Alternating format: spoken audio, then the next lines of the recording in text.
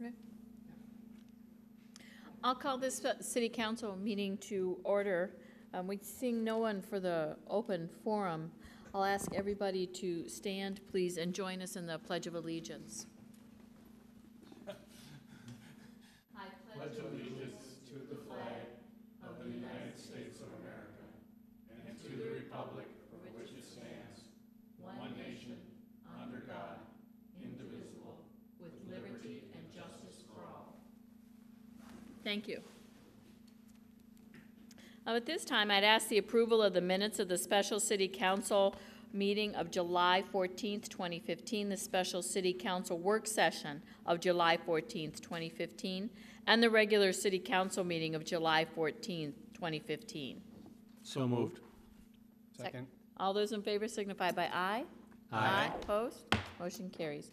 We have hats off to Hometown Hits. Councilmember Fitzhenry, I'll start with you. Thank you, Madam Mayor. What I'd first like to talk about is our Urban Wildlife Marathon. It's the half marathon and the 5K. It will be this Saturday, August 1st. Starts at 7 a.m. The first one's a 13.1 mile race, and we have 1,000 runners in that one. Wow. And then the 7:15 race is the 5K.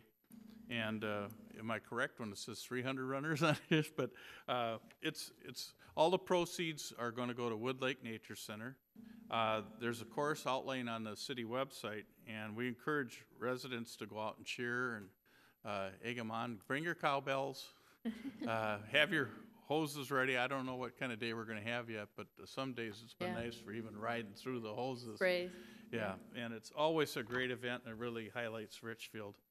The other thing I want to thank the city staff. We were thinking about requests, and we talked about it. Our lovely LED signs you put up and said Portland's closed. It has helped, I think, a lot. I thank staff for thinking about putting it up, because people now get before the roundabout and they see Portland's closed, so they gotta, in their mind already, they don't have to worry about the decision to take the tour through our city hall lot and find out that Portland's closed. Also, Night to Unite is coming up. I'll encourage people, we'll be out, all the city council, and I don't know if anybody else is gonna mention that tonight, but I just want to tell everybody to get out, talk to your neighbors. And one thing interesting happened last week. Some of Richfield was out without power for quite a while, and I was one of the ones for 2 days. And reminding me of Night to Unite, we all got to know each other's neighbors through extension cords. and I really thought it was unique with Richfield, because everybody's worried about, well, can I get your freezer running or refrigerator running? And that was so cool about Richfield that, you know, we got no problems. We'll run extension cords, we'll go borrow generators, we'll do everything, and or if somebody's got one running, we'll run all the food. So I want to thank the residents of Richfield for surviving, not the big one, but one that was kind of bad, and helping their neighbors out, because that's what we do. It was just so unique. And did you want me to talk about the knock on that now too? We did have a noise oversight committee meeting. There was just a few highlights. They re-elected the same chair, co-chair, so we got the same people on board. A couple of discussions. We had the same person in that talked about the MAC plan for 2030. That was in our council meeting, and talking about expansions. And just before that, the DNL map hit the paper and explained how it expanded, you know, and it was going this much further and that. And part of what happened, they explained that at the meeting. What they're talking, anytime you increase flights, of course, that map's going to expand out. There's two other items that affect it a lot too, is when they take off. And there was some discussion. Delta has some flights that leave at 5 a.m. and so do some of the carriers like FedEx, UPS, and that greatly affects the map. And there was some discussion about putting a little pressure on the users not to have them 5 a.m. departures. And we kind of brought it up in the fact that the map gets affected a lot. That gets published. So you're really kind of destroying things. And the other thing that was mentioned too in that map, when they figured it out for 2030, they figured out with current equipment. And they used the 737, which is kind of the mainstay for many of the airlines. Well, that didn't include the new Neo engines or any of the upgrades that are coming now with really stage 4 quieter aircraft. So they did explain that they put that out and they know it's going to change. Yeah. It's not going to be as dramatic in that. There was a lot of discussion about runway use again. They're doing some new mapping, and I would encourage everybody to go over the noise oversight thing and look at the reports. You can pull the reports yourself and look at them. They're doing some real interesting mapping now, and we're getting them to try to put the weather in there too, because a lot of the changes in where the flight paths are really due to weather. And we've been fortunate somewhat now at this period of time in Richfield because there are south departures when we get a south wind. And when it gets toward fall again and everything's coming out of the northwest, we're going to get it back. So some of the things you see where the complaints are, people are not complaining now because there's a south departure and they're not taking off that way. And they kind of brought into light how weather affects it. They talked about a little bit about RNAV and that. We had one person complain about an RNAV arrival in Apple Valley. And anybody really wants to talk to the NOC, just the same as we have in Richfield, they can talk to a representative. It takes 2 representatives to let you talk at a NOC meeting, but you would talk to your city representative, then I, as a city representative, would talk to another one saying this person really needs to speak. And you can speak before the Noise Oversight Committee. It's not done very often, but it's done. And I would encourage anybody that really wants to attend the meeting just to attend the meetings. You learn a lot. I know they're during the day, and it's maybe tough for people to get to, but that's when most the working people can be there, the tower people from the FAA, the people from MAC, the Delta people fly in, some of their people from their different places just so they can talk. So I'd encourage people to do that. I'm still pushing for them to videotape that, and they are working on that because I think we've set the precedence, here that we tape everything and it's available later, and that was on the NOC work plan that they're thinking of getting at least so they can tape it and review it again. So that would be a lot excellent. easier. And then just a little quirk. I went to Oshkosh. And I thought I'd sneak in the FAA tent, and that's where I got the information more about what's going on with the FAA, because they talked about RNAV and that, and the FAA is going through troubled times now. If you watch the paper, their funding bill is looking at privatizing towers and approach controls for the FAA. And so I don't know if you heard about that. Boy, did I hear the squabble when I walked in that tent.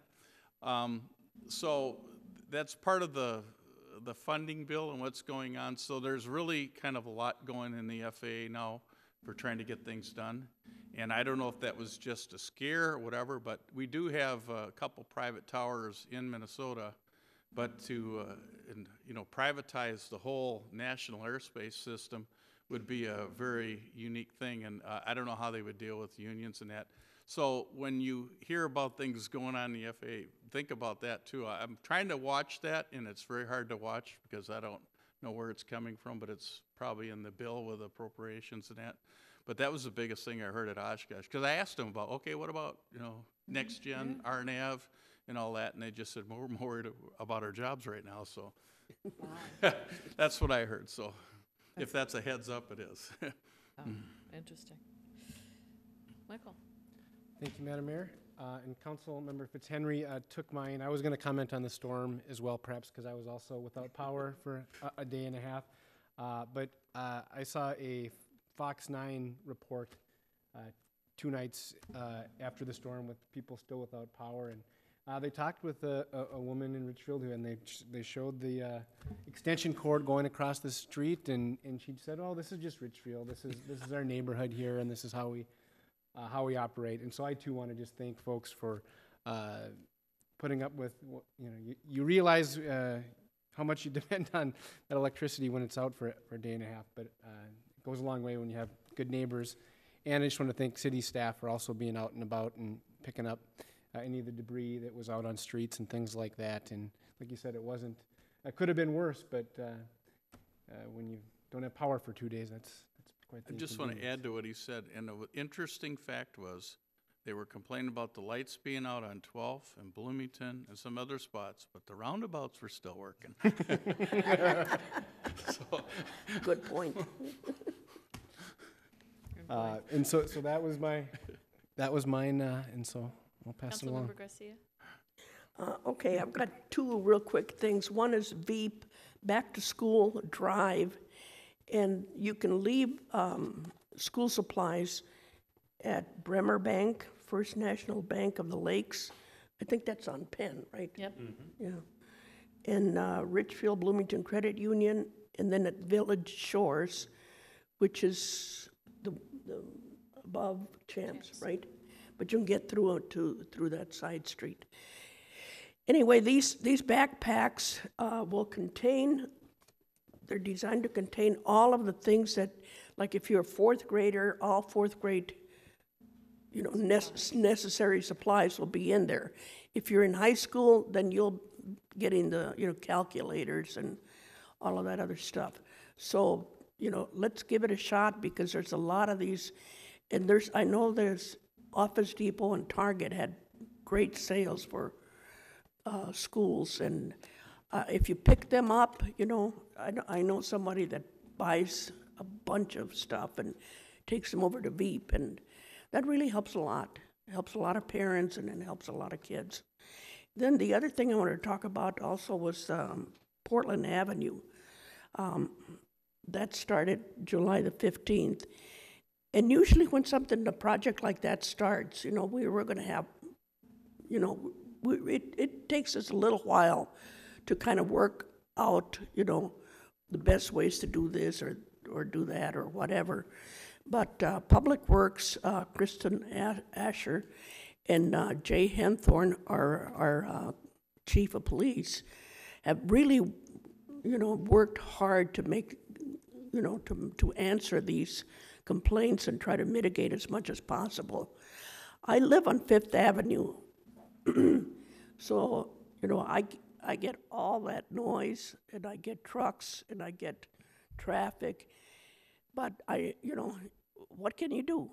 We need to improve those streets. We need to bury those utilities. And safety is a big problem. We've got to have those sidewalks in a little further. Seems like we've got a lot of kids in Richfield than we've ever had, which is good. So, and I know that our public safety director is here, and he might want to say something, and so maybe Kristen.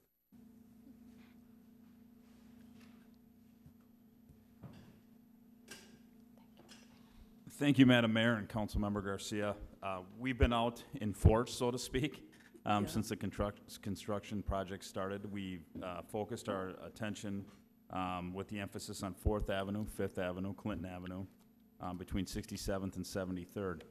And what we're seeing, obviously, is with a construction project this large, you're going to see additional traffic within your neighborhood.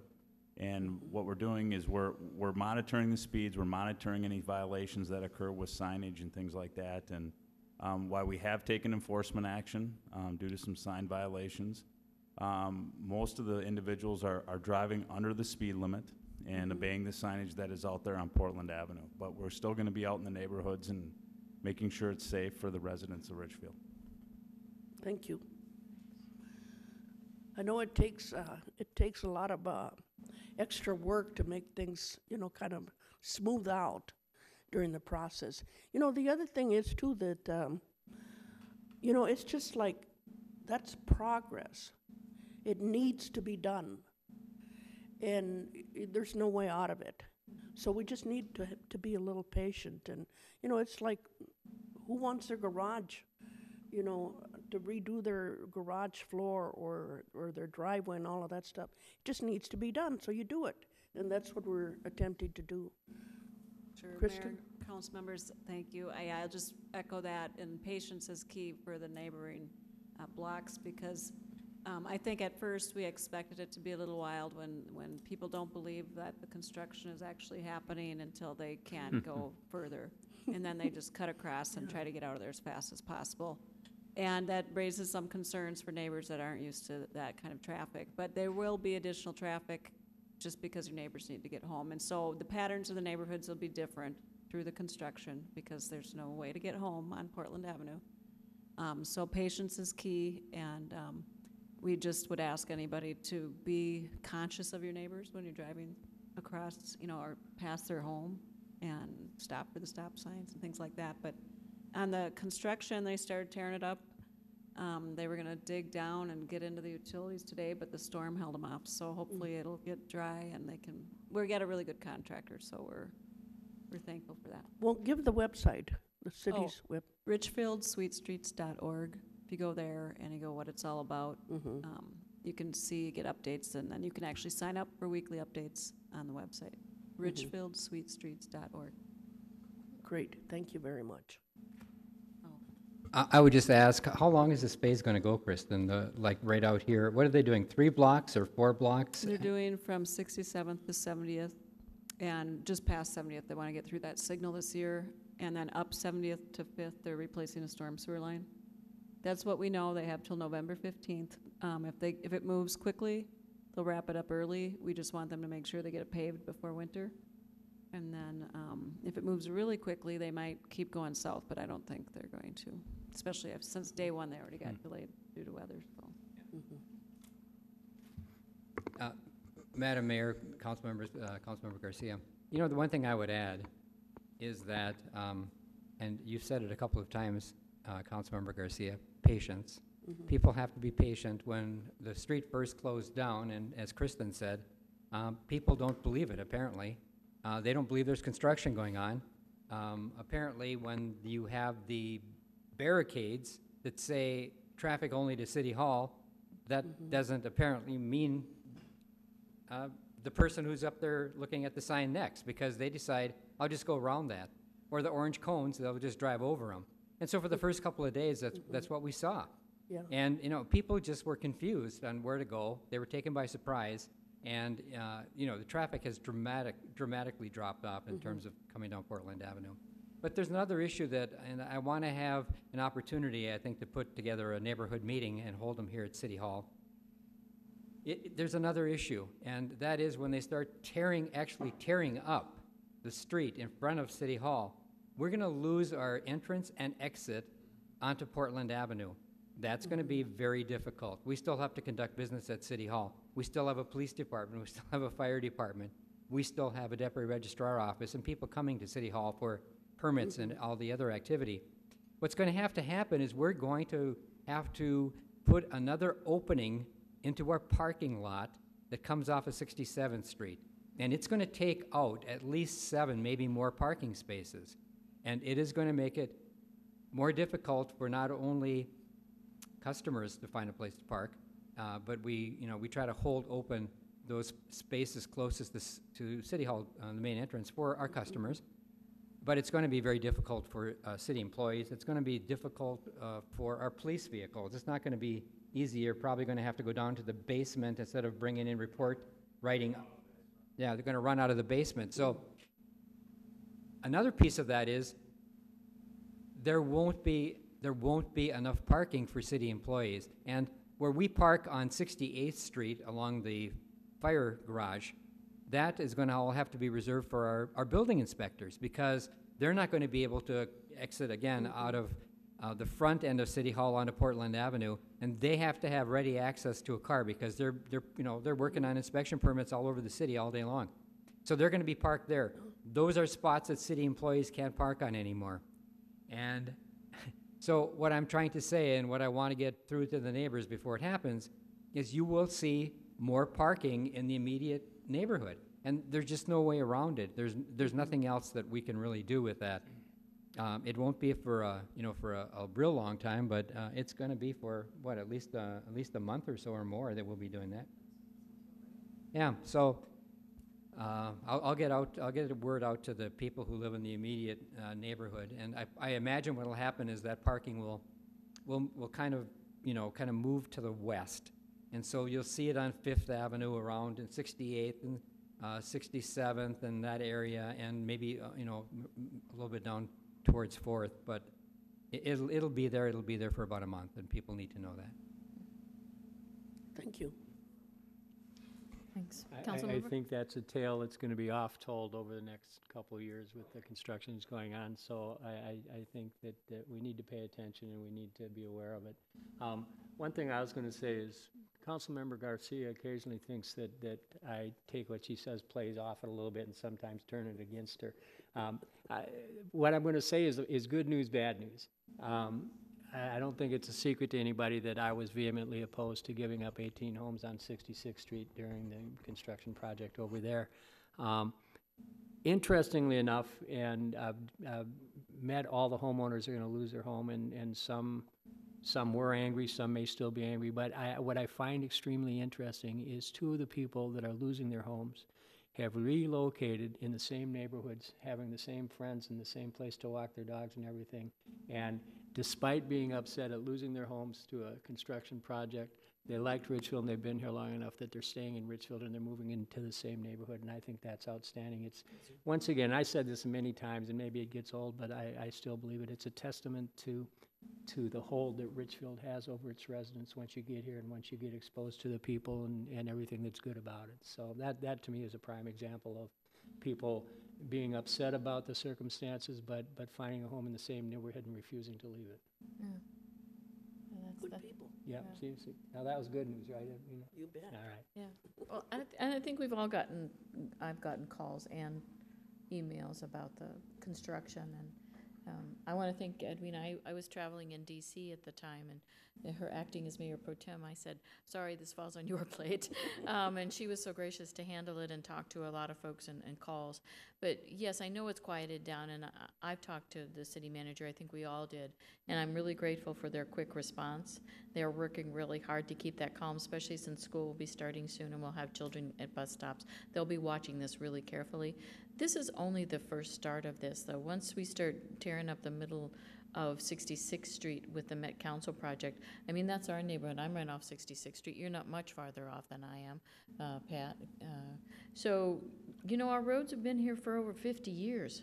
They've lasted a long time, but we got to dig them up and fix them again, and it's going to be a little bit of havoc. But we will respond to you, and I'm grateful for the city manager suggesting a neighborhood meeting. I think that's a great way to talk about strategies and how we can all be safe about that. So thanks to the great city staff. I appreciate it. I wanted to pass this invitation out. This is an invitation to the opening of the new emergency center at Fairview Southdale Hospital that we've been invited to, and I made copies so the council could also come if they would like to come. I've asked staff too to maybe come. This is our community hospital, so if you're able to come, I went to the groundbreaking ceremony and it was great, so it would be nice to celebrate our community there, and you'll see people from, the times I've been there, the neighboring communities, but even as far out as Eden Prairie and everything, we had people from all over, and a lot of the Fairview Southdale staff came. So it was really nice to meet them and talk to them, and I've since visited them several times. I see our former mayor, Marty Kirsch, out there. He sits on one of the boards over there at the Fairview Southdale Hospital, and liaisons for our community. Thank you for what you do. So I appreciate that. And before I left to go to D.C., Councilmember Garcia mentioned that why I was going to D.C. was to the Build One America conference and Georgetown Law Center. And this is an award. It says Debbie Gotel, Mayor of the City of Richfield, 2015 Building One America Inclusionary America Award for your outstanding leadership and steadfast courage in the pursuit of social justice and a full inclusive society. And this is the work that we do on housing here. So I accept this from the City of Richfield. So I just wanted to show that. A nice award and a nice publicity for the City of Richfield yet again, showing that we are all here ahead of things and very inclusive and progressive. So thanks. I got great staff behind me. That's why we move forward on these things, and that's why we win awards. And I have great council members too. So. And I like the little union bug. You know, Yeah, on there, that's really it's great. unusual to have it, one on a plaque. Yeah. Never seen it before. I hadn't either. Yeah, thanks. I'd ask the council's approval of the agenda as it stands. So moved. Second? All in favor signify by aye. Aye. Aye. Opposed? Motion carries. We have the consent calendar, City Manager. Thank you, Madam Mayor, members of the City Council. The consent calendar contains usually several separate items, but tonight only two, which are acted upon by the City Yeah, and I Council have in to one turn around. motion. I can't keep And up. once the consent calendar has been approved, the individual items and the recommended action will also have been approved, and no further council action on these items is necessary. So tonight we have item A, consideration of the approval of a first reading of an ordinance changing Sunday hours of alcohol service from 10 a.m. to 8 a.m. And B is consideration of the approval of the following related to the Taft Lake Legion Lake Water Quality Improvement Project. One is to accept the bid minutes and tabulation and award contract to Minnesota Utilities and Excavation LLC for $813,440 for final project phases. And two is to authorize the city manager to approve contract changes under $100,000 without further council authorization. That concludes tonight's consent calendar. I'll move the consent calendar. Second. All in favor signify by aye. Aye. Aye. Opposed? Motion carries. City Manager's report. Actually, I think what I would have reported on mostly would have been the Portland Avenue project. And oh, there's something cool we could kind of take a look at. If you, maybe I could get Pam to. Actually, I should have Pam talk about it. And talked about the goal-setting session for this, how this came about, and Well, what we're okay. doing for the city. And Sure. Pam, this is fabulous. I'll let Pam get this set up, but, so just previous to this meeting, we had our goal setting, and, you know, during the course of I think it was early March, late February, we had our city council annual goal setting and had a whole array of goals that we were working on for the year. One of the things was to look at rebranding, or Richfield, if you want to put it that way, and looked at different ways of approaching that. And where we're at right now is kind of looking at this kind of new refurbished logo that you see up on the screen. And instead of the old, I don't know, people called it the old whale. And people would ask, people would ask me, because I've been here for so long, you know, what's the origin of that and what does it mean? And I never really understood it, you know, back in the day when they did it, so I can't explain. I really never did understand it. But what we looked at here internally, and it's Pam Dimitrenko and Lucas Johnson with the help of Brian Santos, another Richfield resident, kind of looked at starting off at some of the elements that we'd want in a new logo, and kind of building off of the entrance signs that we have that the state of Minnesota put up, and going back to a bright red, vibrant kind of Richfield, the Richfield red color.